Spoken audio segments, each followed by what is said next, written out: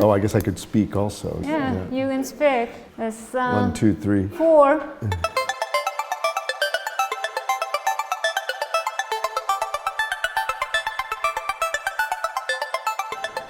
Steve, welcome.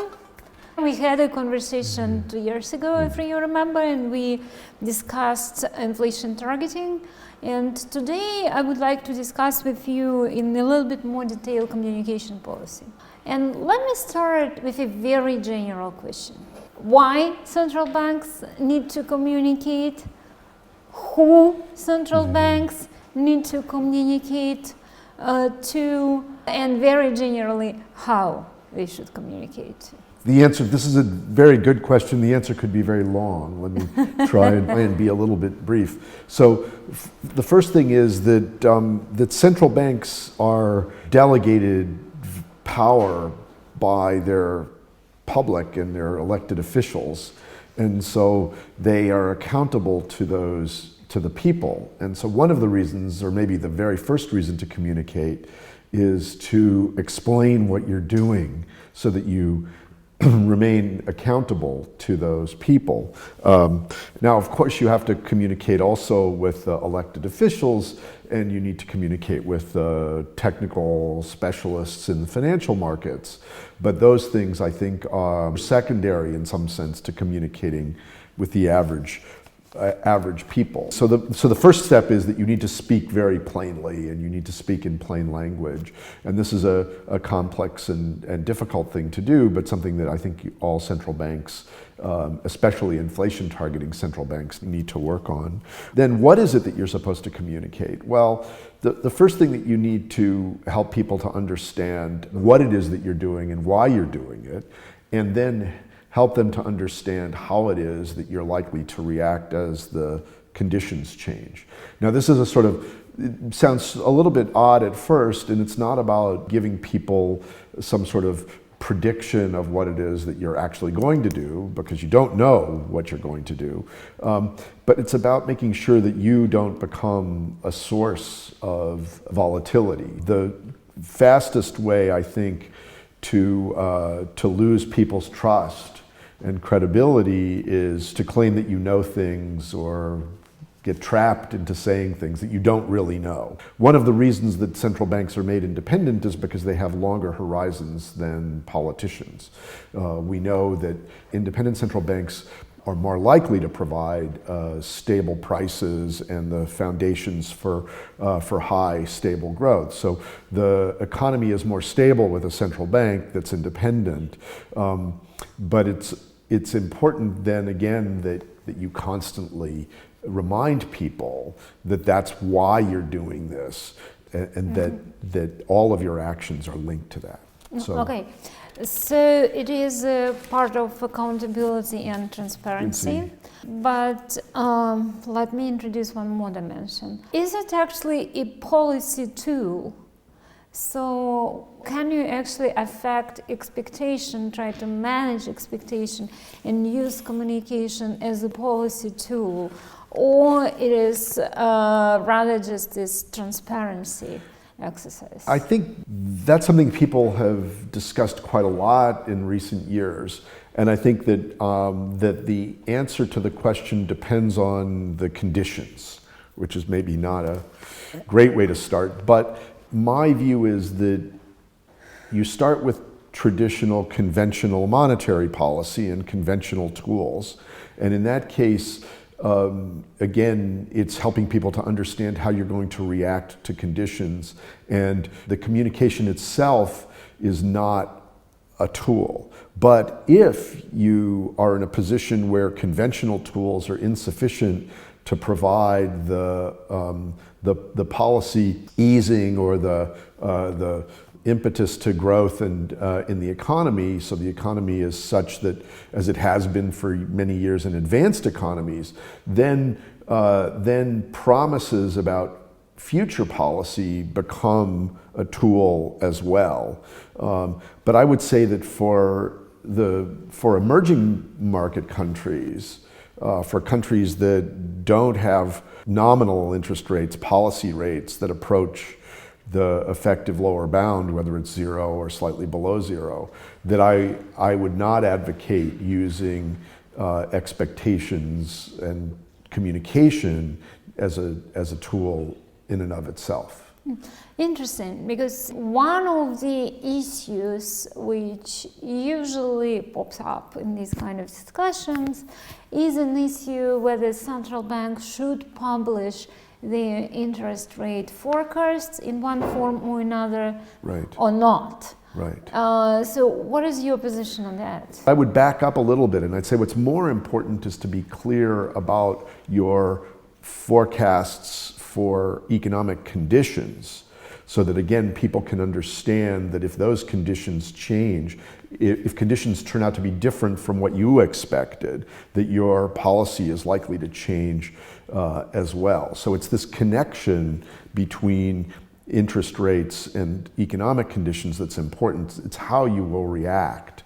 But publishing the forecasts of interest rates themselves, I think, is not something that that I believe is that advisable. If you look at countries that have done that with some regularity, mostly Nordic countries, and they're small, they tend to be small, and New Zealand has done it, Norway's done it for a long time, and Sweden does it. I think that in these places, you can get yourself into trouble. It creates communication problems. So how much freedom central banks should have? How much surprises they may produce, or the market should be completely prepared to all of the decisions of the central bank to not increase the volatility of the markets? First of all, I think that central banks should work very hard to retain flexibility. I think it's a big mistake to lock yourself in. I mean, we've seen this in a number of cases. I mean, over the last few decades, we can easily find examples of central banks that decided that they were going to increase or decrease interest rates by small increments at every policy meeting, and everyone expected it. And that's a trap in my view. I don't think it's advisable, but I do believe, again, that you need to be clear about how you will react to changes in conditions. So the trap is that you put yourself into a position where you've assured people that over the next 3 months or 6 months or 12 months you're going to do something, but then conditions change, and so you change your commitment, such as it was, but that's something that you should be allowed to do.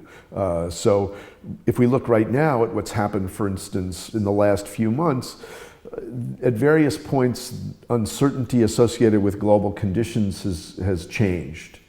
This is something that if you have a policy commitment, then you wouldn't be able to change your path. What kind of communication tools for monetary policy you think are the best? Shall central banks publish minutes of their meetings? Shall they publish press releases, conferences? Who should speak on behalf of the central bank? Right? It's a very multidimensional space. What do you think is the best practice? So I'm not sure there's a best practice, because obviously the structure of decision making in central banks differs quite a bit as you go across countries. What I would say is that the first thing is that that I think statements of the policy decision that come quickly afterwards and that are worded in ways that are very accessible to as broad an audience as possible, I think those are very important. I mean, in addition, central banks produce a huge amount of other technical material that's important and valuable, again, for analysts and technicians, for people who are very sophisticated, to try and help them understand how it is that modeling is done and what are the inputs into this decision. But to go back to where I started, for communication with the general public, I think that stuff is, that's not the focus of what central banks should be doing. Okay, so as far as monetary policy is concerned, although there is this difference in different instruments, but still there is maybe somewhat vaguely defined general standard, right? Let's start with macroprudential. So how do you think they should be organized? Shall we follow the monetary policy example, or should they have more room for surprises, so let's put it this way? Well, again, I think it depends a little bit on the tools that you have. In general, I would say that you have to work to not surprise people. Announcements should be things that people sort of understand are likely to come as a consequence of changes in conditions. So your announcements are resolutions of uncertainty in the minds of the public and the firms and the markets. They shouldn't be very big resolutions of uncertainty. It should be small surprises. Now, the one case that I think is more difficult is exchange rate intervention. That's what I was going to say. Right. And so exchange rate intervention is much harder because, of course, most exchange rate intervention, you sort of have to surprise people. Now, I think that we need to be more creative. We need to think harder about exchange rate intervention and whether there aren't mechanisms to manage exchange rates that don't involve surprises. Okay, can we think about it in this kind of way? When we speak about financial stability, there are preemptive tools. Most of them are preemptive. You try to preempt accumulation of vulnerabilities, and you have sort of fast reactions to risks which have realized. Can we put it in this way that the first one should be a bit more predictable than the second one? I think that's a very good distinction. It's surely the case that preventative tools are things that people need to understand exactly how you're going to put them in place and when and why. Once something happens and you have to manage a risk that has been realized, something's actually that's like crisis management is very different from crisis prevention. In crisis management, you do what you need to do and you have to do it quickly, and then you explain afterwards. And do people need to know how you react to crisis? It's a question of moral hazard, right? Do you create moral hazard by transparency, or you not create moral hazard? Well, I think that we have to think harder about what that means, but I think in the case of, the central bank has been a crisis manager with a lender of last resort sort of since the beginning, and I think it does create moral hazard with the lender of last resort, but I think that we agree that we need the lender of last resort. So to the extent that things are like that they are automatic responses, then we live with the consequences, and we put in other policies to try and mitigate the moral hazard that we've created. Okay, this has been a very interesting discussion. I hope we can continue it sometime later. My last question to you, it's a chain interview. So who would you like to interview next? Oh, that's great. I think the person I think it would be very interesting to talk to is Gabriel de Bella, who is finishing his time as the IMF's resident representative in Russia and has thought quite a lot about fiscal policy rules. Oh yeah, that's actually a question very closely connected to the last issue which we discussed in our conversation. So thank you very much, Steve. This was fantastic. Thank you. Yeah, thank you.